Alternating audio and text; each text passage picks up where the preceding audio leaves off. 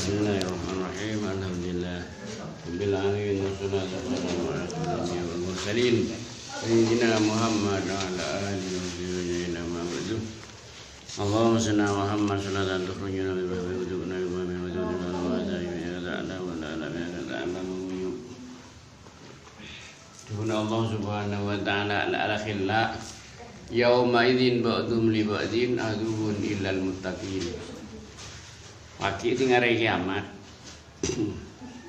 manusia ini bakal bentrok, bakal atau karaja tretan atau kar yang tua benana atau kar lagi bini atau kar ibilah tinggal hari kiamat.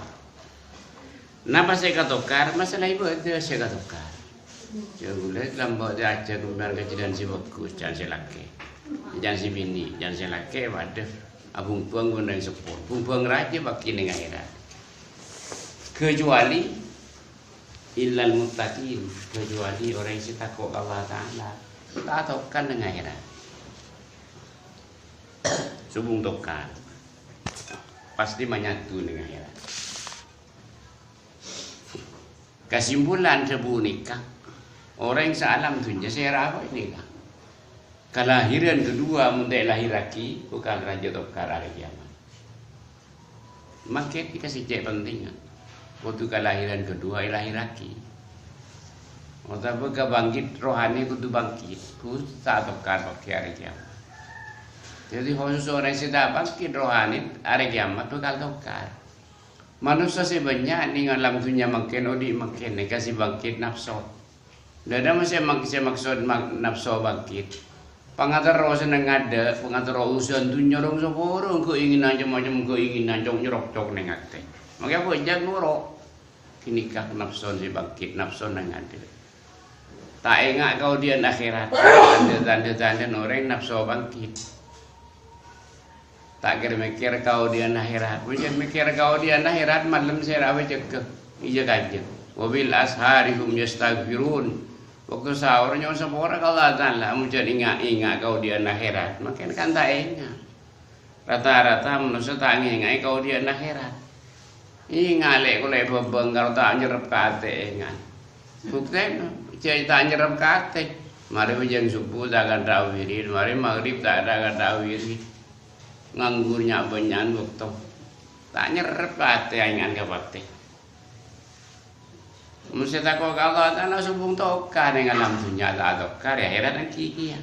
Sabalik dengan alam dunia, waduh. Subung bidan odi dengan amak kenika. Dahulu saya Nabi kan ada satu hadis ala rojulun mujannada wa ma'ada'u bani italahu wa ma'ada'u bani italahu kesimpulan sebuah hadis kan selama nafsu orang yang bangkit setengah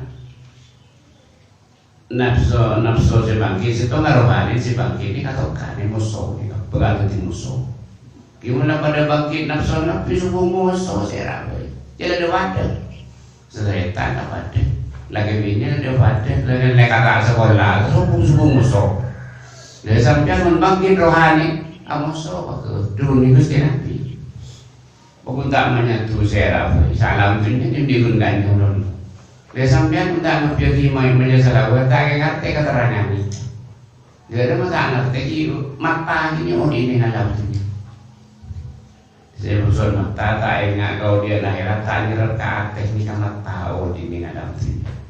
Tinya banyak orang kau di ni alam dunia ni kau dia genteng kat rumah ni genteng ni. Genteng ni kan mereka kebuai pan melangsung yang kui. Ia bawa ke labela kan.